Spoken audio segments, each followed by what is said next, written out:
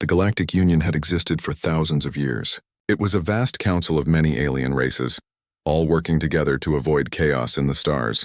Over the centuries, they had learned to carefully study every new intelligent species they encountered. They created a strict system of classification, ranking each species according to its nature, abilities, and potential danger. At the very top of this system was Category Red. It was a label that had never been given before. Red was not just a warning, it was the ultimate mark of danger. It was reserved for a species that could not be predicted, contained, or safely balanced with the rest of galactic society. Until now, the red category was only theoretical, mentioned in training manuals as a reminder of what might exist someday. That changed when the Union discovered Earth. The first encounters at first, the Union's explorers thought humanity was nothing special. Their first contact came when a survey probe entered the Sol system and transmitted data about Earth's strange blue-green surface. Oxygen-rich, storm-filled, filled with active geology and dangerous wildlife, it was clearly a death world, a planet harsh and unstable by galactic standards. Most intelligent life in the galaxy evolved on calmer, safer worlds. The surveyors were certain no advanced species could survive long on such a violent planet.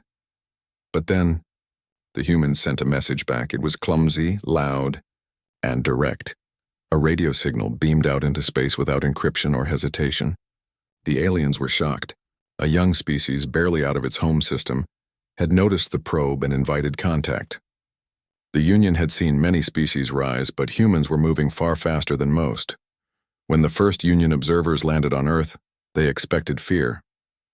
Instead, they found curiosity.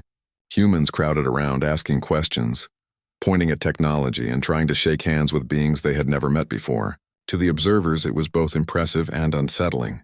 These creatures showed no hesitation in facing the unknown. The studies begin. The Union's xenobiologists started their tests. At first, they measured physical traits. Humans were stronger than many species of their size, with muscles built for both endurance and sudden bursts of speed. Their bones were dense, their lungs efficient, and their immune systems adaptable in ways that shocked the researchers. Diseases that would kill other species instantly only slowed humans down. Wounds that would cripple others often healed fully with time. But the most alarming part was their resilience. Humans could survive extreme cold, heat, hunger, and even radiation. They could live at the bottom of the ocean or on mountain peaks. They had spread across deserts, jungles, tundras, and volcanic islands on their own world. Every test result screamed the same truth. This was not a fragile species. This was a species built to endure. Then came the psychological studies. That was where the true alarm began. The human mind, most intelligent species in the galaxy, avoided risk. They built societies that favored safety, harmony, and stability. But humans, they ran toward danger. They jumped from cliffs with wings made of cloth. They built ships before they even knew what lay beyond their own seas. They flew into the sky without knowing if they could land again. When asked why, humans often gave the same answer: because we wanted to try. Union scholars debated this endlessly. Was it madness? Or was it a form of intelligence they had never seen before? Humans did not simply adapt to challenges. They actively sought them out. Risk and curiosity seemed to be part of their nature. Worse still, they laughed at things that terrified others. Some species fainted at the sight of their own blood. Humans made jokes while injured, sometimes even during life-or-death situations. Pain and fear did not control them in the same way. One famous report came from a Union doctor who witnessed a human soldier lose consciousness from blood loss, only to wake moments later and apologize for the inconvenience. The doctor admitted in her report, "I am beginning to fear them. They do not fear death as we do. They treat it as if it is only another obstacle." First alarms in the Union. The more the Union studied humanity, the more nervous the Council became. Reports flooded in. Humans had a habit of turning anything into a tool or weapon. They could digest foods toxic to most species. They bonded emotionally not only with their own kind, but with animals and machines. Some Union members pushed for closer friendship with Earth. They admired the humans' creativity and spirit. Others saw only danger. What if these unpredictable beings turned their abilities against the galaxy? The debates grew louder. When a human colony ship was observed landing on a barely habitable moon, and its crew survived storms, quakes, and predators that should have wiped them out, the Union panicked. Other species would have perished. Humans thrived. The vote finally. The Union High Council met to decide humanity's status. Representatives from over 100 species gathered in a great chamber, their voices echoing through the halls of light and stone. Some argued for patience. Humanity was young. They needed guidance, not judgment. But others shouted back the galaxy could not risk waiting. Humans had already proven they could spread anywhere, survive anything, and fight with frightening determination. One elder, a member of a cautious aquatic species, spoke the words that would seal Earth's fate. They are not like us. They are a flame in dry grass. Leave them unchecked, and they will spread beyond control. The council voted. By a narrow but decisive margin, humanity was given a designation that had never been assigned before. Category Red. The aftermath.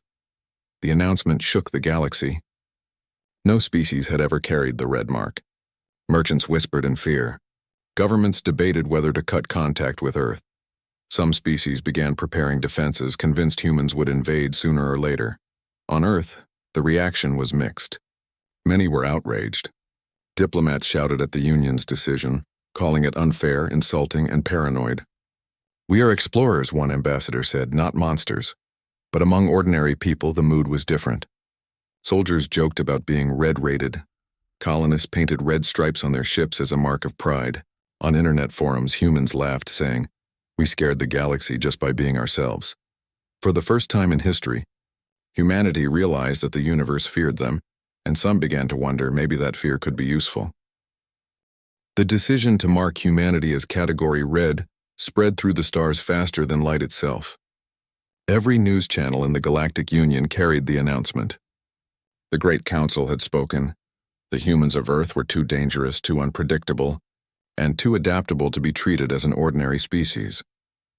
For most alien civilizations, the words carried weight like thunder.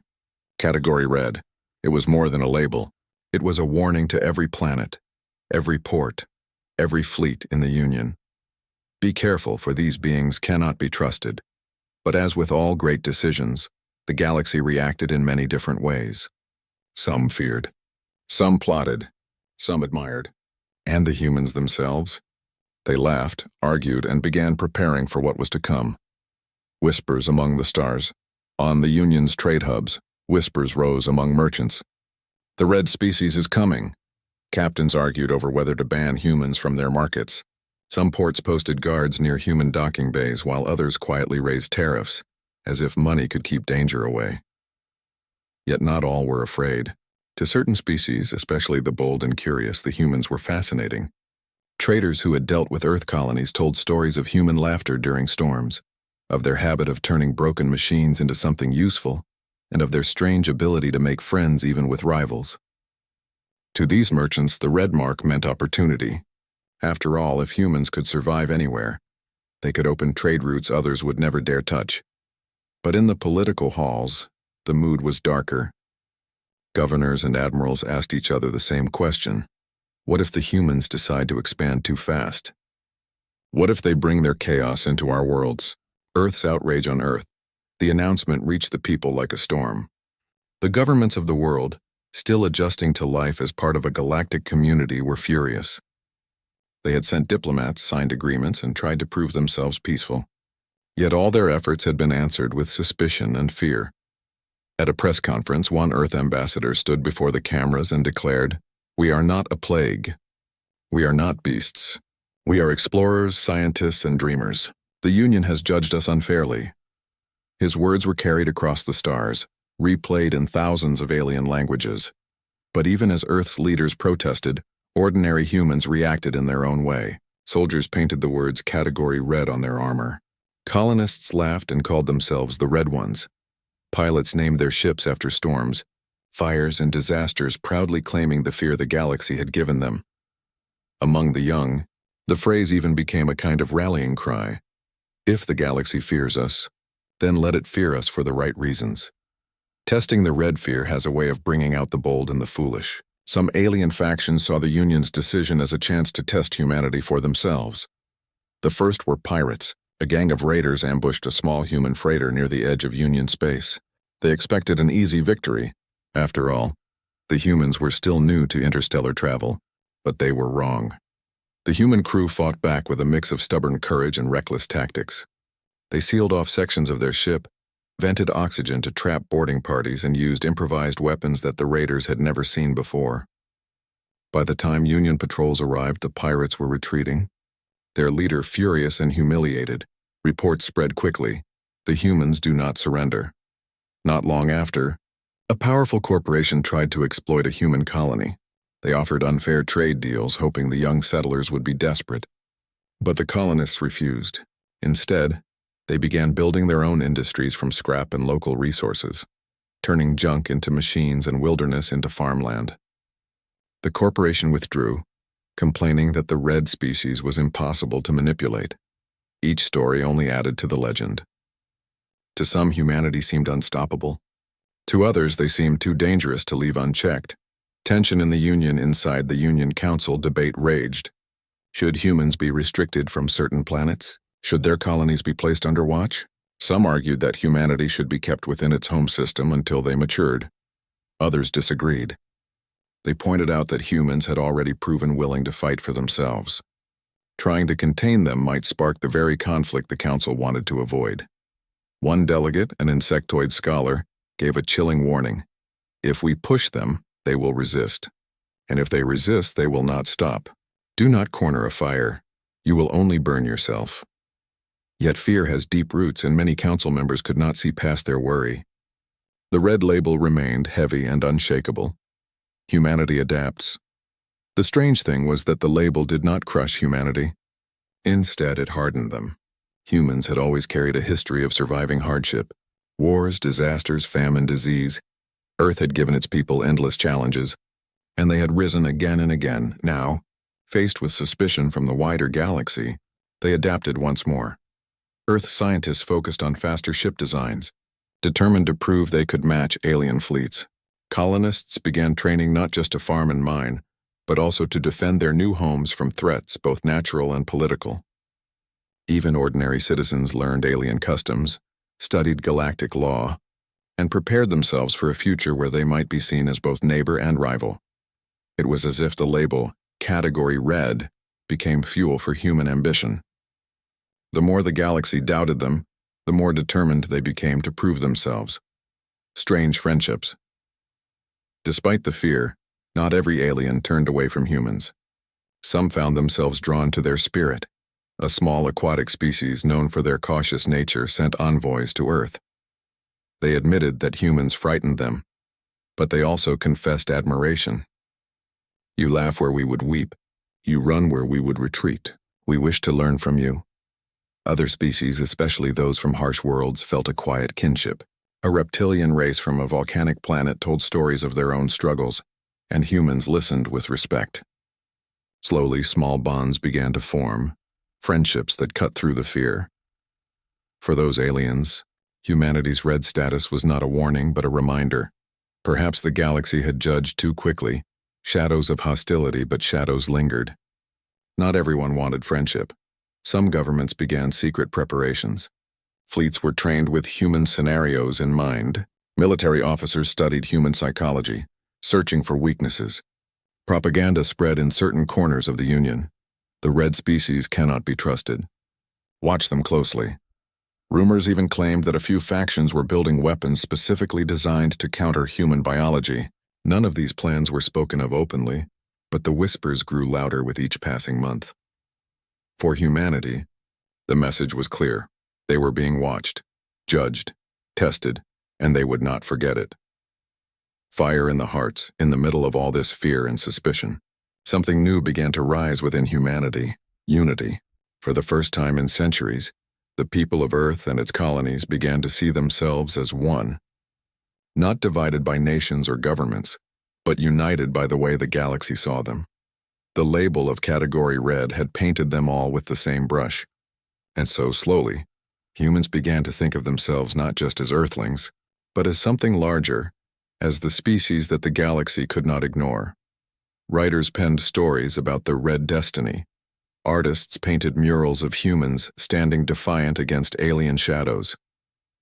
Children grew up hearing tales of how their people had made the galaxy tremble without firing a single shot. The fear of others became pride within humanity. A dangerous kind of pride, but also a powerful one. The seeds of conflict, it was only a matter of time before the tension broke. On the edge of Union space, a human colony was attacked again, this time not by pirates, but by raiders secretly supplied by a rival government. The attackers believed the humans would retreat, abandon the colony, and prove the Council's warnings correct. But the humans did not retreat. They fortified their settlements, fought back with everything they had, and sent out a signal for help. When Union observers arrived, they found not a defeated people but a thriving community, scarred but unbroken, standing proudly beneath banners marked with the red symbol. The observers filed their reports, and once again the Union Council was divided. Were these humans reckless fools, or were they something far greater than anyone had guessed? The galaxy was still debating humanity's red status when the true test arrived. It did not come from Earth nor from the Union Council, but from something much older, something hidden in the forgotten corners of the stars. The first signs came quietly. A colony on the edge of Union space stopped sending messages. A mining fleet vanished near a dark nebula. Patrol ships reported strange readings, massive shapes moving in silence larger than any known vessel. At first, the Union thought it was pirates or rebels. But then the truth revealed itself. An ancient species long thought extinct had returned. The Keth. The awakening of the Keth. The Keth were not like ordinary predators. They were not raiders searching for wealth or armies looking for territory. They were destroyers. Their vast living ships swarmed out of the darkness, consuming anything in their path. Old records in the Union archives described them as a nightmare from another age. Entire civilizations had fallen before the Keth, and only by great sacrifice had they been driven into hibernation. The Union had hoped they would never wake again. But now they were awake. The first worlds they struck were burned without warning. Colonies screamed for help as the sky filled with shadows. Union fleets rushed in but were torn apart. The Keth fought with brutal strength and terrifying efficiency, swarming their enemies with overwhelming numbers. Fear spread across the stars. Some whispered that the Union itself might not survive. The Union's dilemma. The High Council met in emergency sessions. Should they call on the humans? The debate was fierce. On one side, some argued that humans were reckless, dangerous, and untested. We cannot unleash the red species in the middle of this crisis.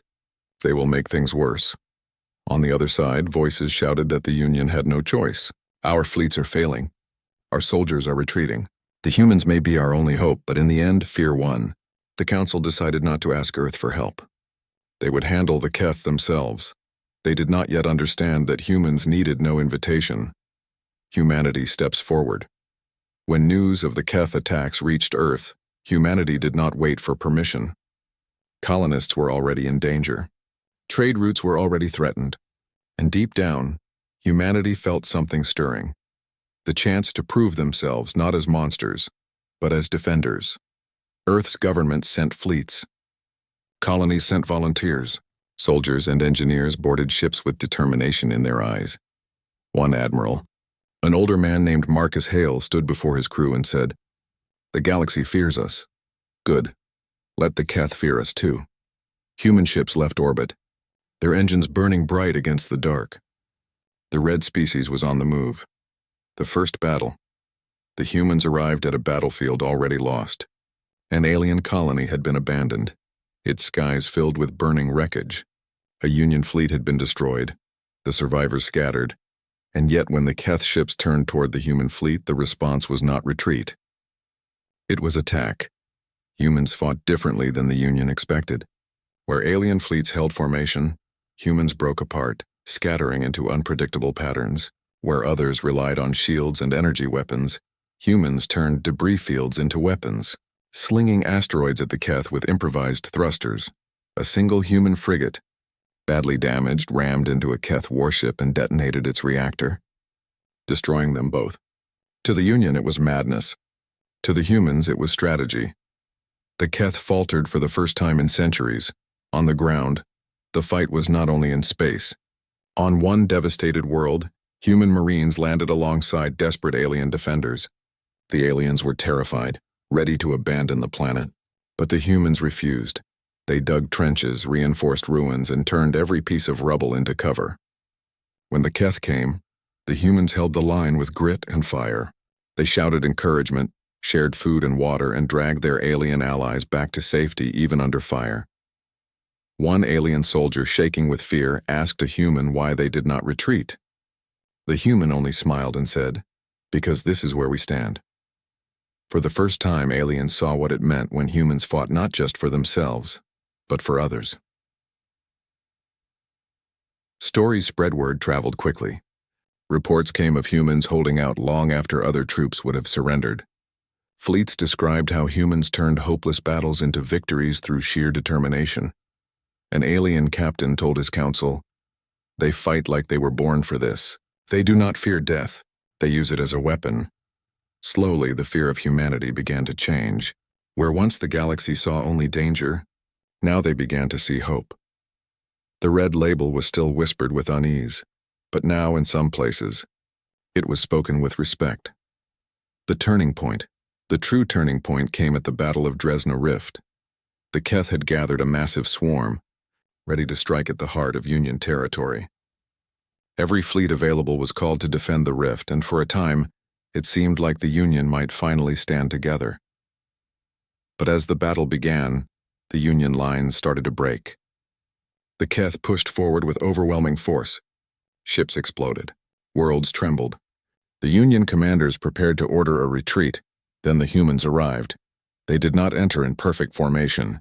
They came charging out of hyperspace in chaotic waves, their ships scattering through the battlefield. They fired in every direction, laying traps and baiting the Keth into chasing them. At first, the Union commanders shouted at them for breaking discipline. But then they realized something. The Keth were confused. They could not predict the humans' movements. For every ship the Keth destroyed, another would appear behind them, striking from unexpected angles. The humans had turned the battle into chaos, and in chaos they thrived. With renewed courage, the Union fleets rallied. For the first time in the war, the Keth were forced to retreat. A new understanding. After the battle, survivors told their stories. They spoke of humans who refused to abandon wounded allies, who laughed in the middle of combat, who turned hopelessness into determination. One alien commander admitted to his council, "I feared them, but now I fear a galaxy without them." The Union could no longer ignore the truth. The red species was dangerous, yes, but not to their allies, to their enemies. Humanity's pride on Earth, the news spread with fire. For generations, humans had been told they were too reckless, too wild, too dangerous. Now the galaxy had seen that very recklessness save worlds. Children grew up hearing stories of how human ships had turned battles. Colonists painted the red mark on their settlements as a symbol of survival. Soldiers carried it on their armor with pride. The label meant danger, but now it also meant protection. The galaxy held its breath. The Keth, the ancient predators who had returned to devour civilizations, were regrouping. Their hives moved through the void like dark storms, consuming everything in their path. Planets trembled and entire fleets fell before them. The Union, though scarred and exhausted, had learned one undeniable truth. Humanity was different. Where the Union fleets faltered, humans adapted. Where entire species panicked, humans held the line. Where despair threatened to choke the galaxy, humans brought hope. Earth, its colonies, and human fleets had become the backbone of resistance. And yet the question remained. Could they turn this tide completely? The call to unity. The High Council called a new meeting, this time with urgency that bordered on desperation. Alien leaders argued over strategy, blaming each other for the previous failures. Plans were drawn and erased, fleets repositioned, and diplomats shouted in fear and frustration. At last, a voice broke through the chaos, an unexpected one. "We do not need more rules. We need courage," said Admiral Marcus Hale, speaking for Earth. His voice carried the weight of battle experience and human stubbornness. "We know the enemy. We know ourselves. Let us fight together, not behind walls of fear and suspicion." Some council members recoiled at his audacity. Humans had never been commanded, controlled, or limited by anyone in the galaxy before. Yet in this moment, even the skeptics could not ignore the truth. The humans were right. Slowly, Union fleets began to coordinate with human forces. Aliens who had once whispered of fear now followed human tactics. learning to fight in ways that defied their old doctrines. Preparing the final strike, humans were relentless in preparation. Engineers on human ships modified weapons on the fly, turning debris into projectiles and abandoned factories into supply depots. Soldiers trained tirelessly, anticipating every Keth attack they had seen in reconnaissance. Even civilians were not idle. Colonists reinforced worlds, taught basic defense, and ensured that no human settlement would be an easy target. Every planet became a fortress, every human a potential soldier, and every red mark a symbol of resilience. Meanwhile, spies and scouts studied the Keth. They discovered patterns, weaknesses, and the strange hive mind coordination that drove the predators. Humans, as always, were unafraid to try new tactics, some that seemed reckless but proved devastatingly effective, entering the heart of darkness. The final battle began near a system long abandoned, one of the few places the Keth had chosen as a staging ground. Union fleets formed lines of attack, but the humans shattered them immediately, scattering into unpredictable paths, drawing the Keth out of position, and turning the very chaos of space into a weapon. Fighter squads zipped through asteroid fields, using debris as cover and launching improvised explosives. Cruisers split into small groups, feinting retreats and striking at unexpected angles. Entire battlefields were transformed into deadly mazes. The Keth, efficient and merciless, adapted quickly.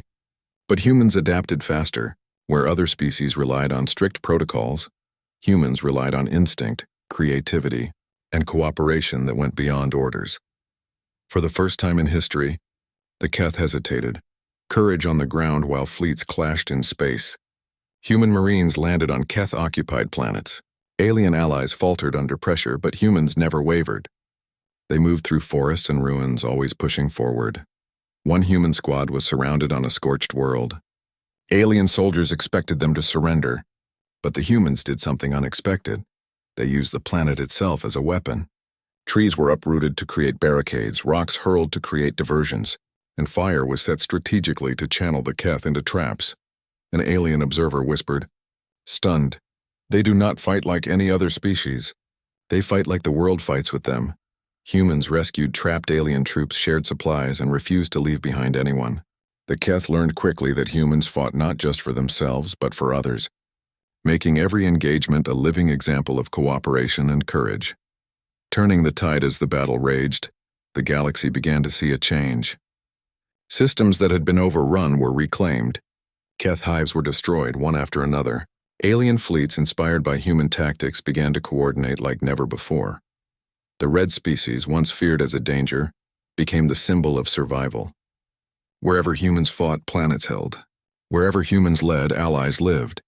Even the Union Council, once hesitant, began to publicly acknowledge the truth. Humans were dangerous, yes, but not to those who stood with them. They were dangerous to the darkness that had threatened the stars. The final confrontation. The last Keth hive loomed near the heart of the Union. It was enormous, a living fortress of teeth and shadow. Entire fleets trembled before it. Many species considered retreat, but humans charged forward. Their ships split and regrouped in unpredictable patterns. Fighters darted through gaps too small for other species. Heavy cruisers struck from multiple directions simultaneously, and ground troops infiltrated the hive itself. For hours, the battle seemed endless. Ships exploded, smoke and debris filled space, and the sounds of combat echoed through communications channels. Yet the humans pressed on, undeterred, refusing to give even a single inch. Finally, with a combination of human ingenuity and Union coordination, the hive was destroyed. The Keth were driven back, their presence shattered, their threat diminished. The galaxy had survived. Aftermath, the cost was high. Countless ships were lost, colonies scarred, and lives claimed. Yet in the ashes, a new understanding had been forged. The red species had proven that danger could be a force for good. Where they went, survival followed. The galaxy realized that humanity's strength was not just in their physical resilience, but in their courage, creativity, and willingness to fight for others. Union records were rewritten. What was once a label of fear became a symbol of hope. Children across the galaxy learned of the red species, and in stories, they were no longer monsters, they were heroes. Even some aliens who had once feared humanity began to build alliances, friendships, and partnerships. Across the stars, the red mark became a banner of inspiration. Humanity's reflection back on Earth, humans celebrated, not with arrogance but with quiet pride. They knew they had survived not because of technology alone, but because of their nature, stubborn, daring, adaptable, and cooperative. Scientists and engineers continued their work not for conquest, but to prepare for a future where the galaxy might face threats beyond imagination. Soldiers trained, colonies expanded, and every human knew that the red mark carried responsibility. Admiral Marcus Hale spoke to a new generation of cadets. "We are the red species. The galaxy feared us at first. Now they respect us. Remember this. Survival is not just about strength. It is about courage, creativity, and standing with others when it matters most." A new era. The Keth were not gone forever, but the galaxy had learned something invaluable. Humans had turned the label Category Red from a warning into a promise. The Union began to invite humans into councils as equals, not as a species to be contained. Trade routes opened with human guidance. Colonies flourished under their watch. And in every star system, whispers spread. When humans are here, survival follows. Humanity had changed the galaxy, not through domination, but through determination. The red mark, once feared, now meant courage, resilience, and hope. And somewhere deep in space, the Keth stirred once more. But now, when they returned, they would find a galaxy ready for them, a galaxy that had humanity to fight alongside. The story of the red species was only beginning.